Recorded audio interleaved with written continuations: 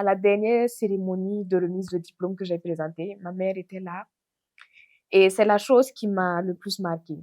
Dit comme ça a l'air banal, ça a l'air de rien, mais voir que ma mère reconnaît mon travail, voir que ma mère est fière de moi, voir ma mère qui me sort, ah, je suis super fière de toi, je t'ai entendu parler et en plus, je, je, j'étais en dernière année de licence. Hello, je suis Faouzia Sessouma, créatrice de contenu et maître de cérémonie et vous suivez Modèle de petit format. Je me définis comme une personne passionnée de plein de choses à la fois. Et en cherchant, j'ai appris que ça s'appelait être multipotentiel.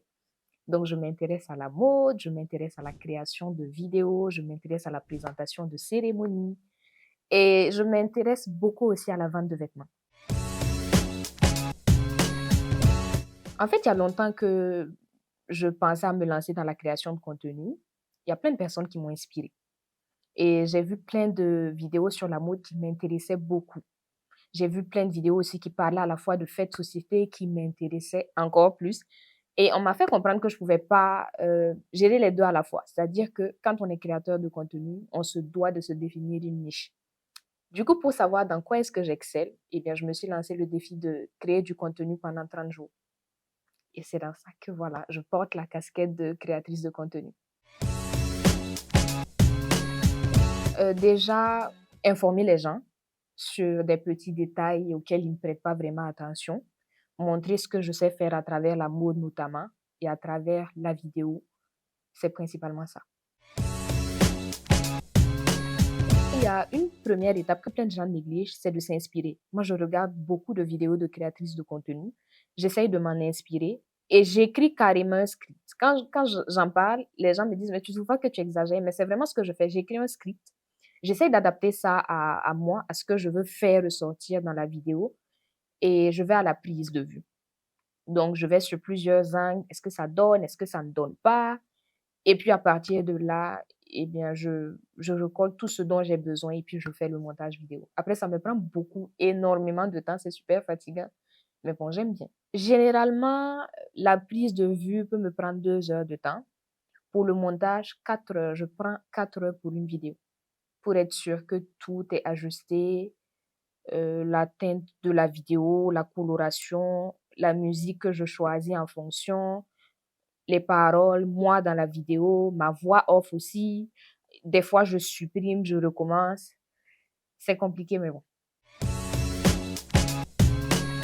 Au quotidien, je m'intéresse à beaucoup de domaines à la fois. Je m'intéresse à la mode, oui, à la culture, aux faits de société, à la découverte de faits assez étranges. Et je voulais cumuler tout ça et voir dans quoi est-ce que j'excelle le mieux.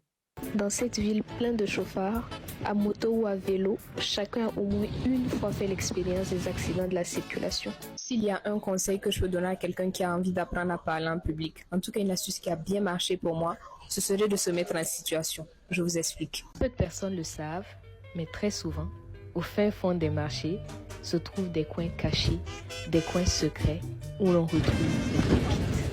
Voilà. Et à la fin de la série de 30, je me suis dit, peut-être que tu sauras mieux te canaliser, peut-être que tu sauras mieux où concentrer ton énergie. Donc, la série de 30, c'est vraiment l'occasion pour moi d'aller sur tous les fronts, de m'essayer à tout ce que j'aime.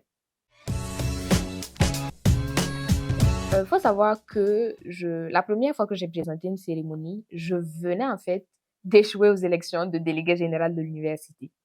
Mais pour l'élection en question, je m'étais vraiment préparée. Pour la prise de parole, le discours, j'étais vraiment calée. Bon, j'ai échoué et juste après, je pense que l'université a remarqué que j'avais une belle diction, j'étais assez bien. Et on m'a mis au défi de présenter la journée de l'intégration. C'est une cérémonie qu'on organise dans mon université à l'occasion de toutes les cultures qui s'y trouvent. Du coup, pendant 2 à 3 semaines, je crois, je me suis préparée, j'ai répété tous les soirs pratiquement. Et à la suite de ça, j'ai présenté pratiquement toutes les cérémonies de l'université. Donc, c'est comme ça que l'aventure a commencé. Je ne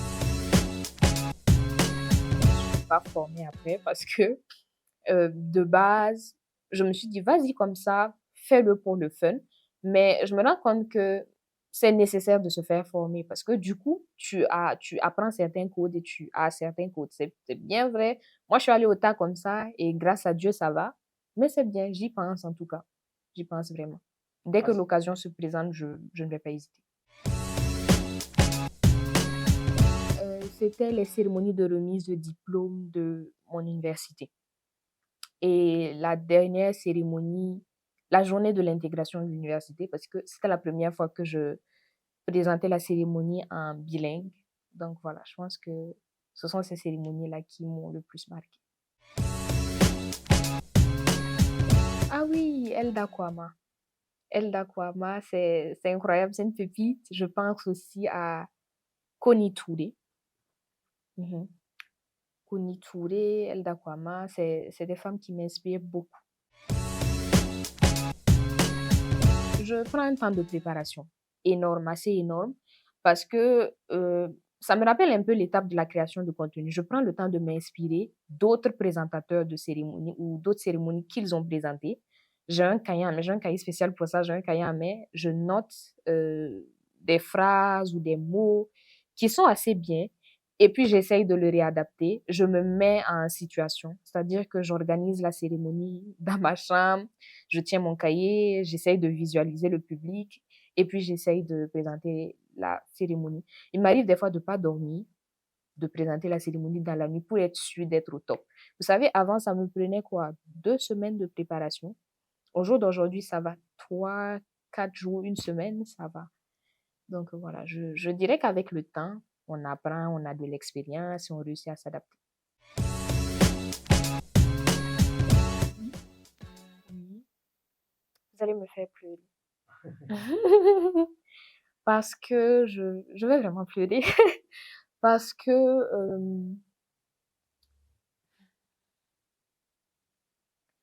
je suis quelqu'un qui a beaucoup recherché la validation des gens.